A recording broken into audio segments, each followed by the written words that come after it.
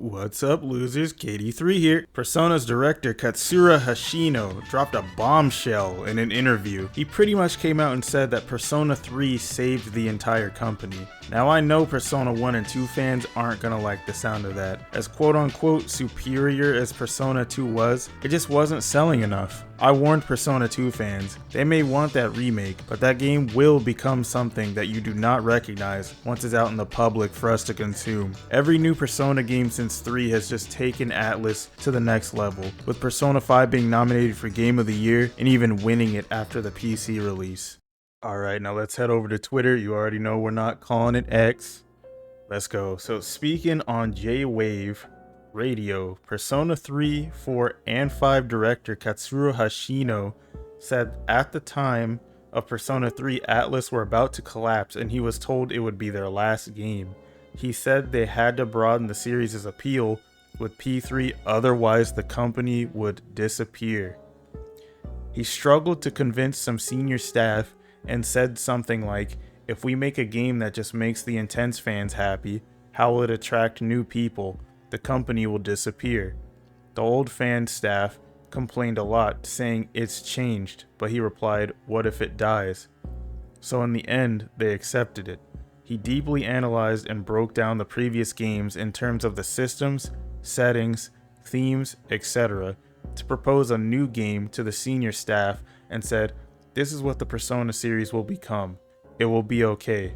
Forgive me." So what did Persona transform into on 3's release that made the series so iconic? It's the same part of the game that the vocal minority despises, the social aspect to the game. Before, Persona was just a dungeon crawler with a deep story, similar to SMT, but the addition of the social aspect to the game helped it really stand out from other JRPGs. The series started as a sub-series of SMT, but by 5's release, the SMT part was removed from the titles, which was appropriate because since 3, Persona has been its own thing. The older Personas also put a lot of emphasis on bonds in the story, but it was only through the story. Persona 3's addition of the social link system made it more than just another dating sim. You got more powerful from bonding with others. You got to experience a lot more memorable moments with people. You had to be considerate of others when you did or said certain things. You just felt so immersed in the game, like you were actually in it. Atlus was able to create a good dungeon crawler and the ultimate dating sim at the same time. Now that we have this information, I wonder if the game's theme of accepting death was them accepting the death of their company if they failed to make a title with mass appeal. That's actually amazing. I'm sure for the people who played it on release, it was something fresh and never seen before. And even to this day, it's a never before seen experience for a first timer. Which is exactly how I felt when I tried Persona 3 for the first time. This game literally saved my life, and I see that others feel the exact same way. Stay with me now because the user experience is important. Before we go any further, I'd like to state that I got into this game at the absolute perfect time for me personally, given the themes of accepting death and making the most out of your time before you pass. Please keep in mind that what I'm about to tell you is meant to help you guys understand why the game means so much to me personally. Flashback to when I was a young adult. I really felt like the world was my oyster and was so excited to actually become an adult. But a tragic loss on top of other things sent my mental health on a meteoric downward spiral. I had no direction in life, no one to help me find and stay on a good course. My emotional needs were not being met at home and my voice was not heard. I was told by family that I felt comfortable reaching out to for help to pretty much just deal with it. I just held it all inside and only outwardly expressed pain when it was too much. Easily the lowest point of my life. Some days when I slept, the thought of not waking up anymore was nice. Pitch black was where I felt most comfortable. I truly felt like I was alone. I asked myself, what am I even on this earth for? I'm not valued. I'm not needed. The world will just keep turning. I don't need to be here. I started to just not care about anything. No one really knew what was going on with me on the inside, not even my friends. I made sure everything was perfectly fine outside. I would never ever game end myself though, because I don't know if hell has a Bojangles.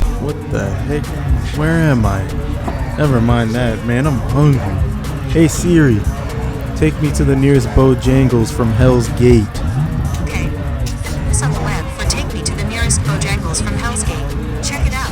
God dang, there's not one in sight. Siri's always useless.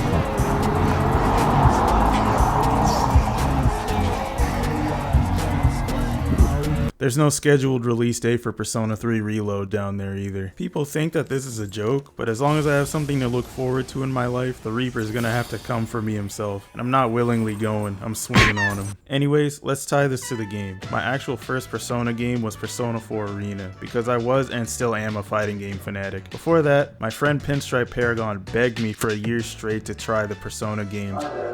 I must have been crazy back then since I enjoyed those giant walls of text that they call the story mode in Arena. So I was like, you know what, I'll give it a shot. I won't lie, I was bored for the first few hours, but when things started opening up more to me, I saw the appeal of the game right away. I was always looking forward to bonding with my classmates and others. The Sun Social Link is the greatest social link of all time and no one can convince me otherwise. Doing public activities to raise your social stats so you could hang out with your favorite people was also great. I was so addicted that I didn't sleep for almost a week straight, which is funny considering rest was also important in the game and you could get sick if you kept grinding relentlessly. Mission accomplished. The paper on the wall says, do things 5 minutes early.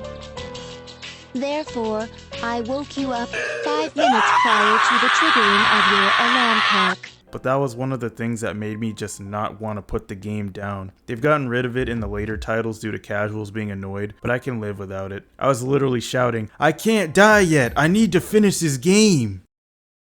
By the end of the game, I was able to pull myself out of the abyss. I was looking at life through a whole new lens. I realized I had other people that legitimately cared about my well-being and even put mine before theirs. I had a real support system. Just because you don't get support from where you expect to get it doesn't mean that a support system isn't there. I looked back and remembered all the positive things I felt from things that I did with other people, even the little things. I remember all of the things I was still left to do before I left this earth, with myself and with others. I realized that if I really wasn't happy with where I was and how things were going, I could just craft a more favorable situation for myself. I looked at the current and future moments like a storybook, and every good or bad moment could add on to make that book exciting to read. I looked at it like a game, building new skills, meeting new people, going new places. It gave me the strength and courage to really pursue my desires. I was able to enjoy myself again, even more so than before. Now I just look at my worst moments to let others that may feel the same know that they're not alone. And I try to do my best for my own sake to show others that where you are now, mentally, isn't where you have to stay. The world really does end with you.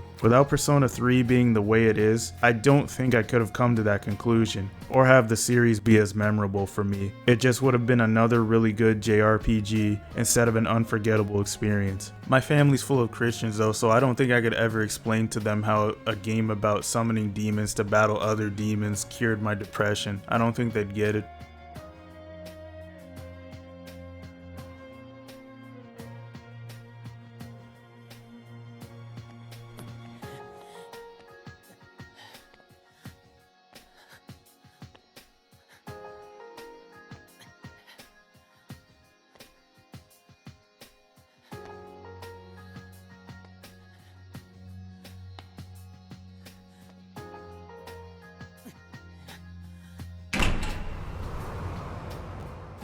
And I'm out. Later, losers.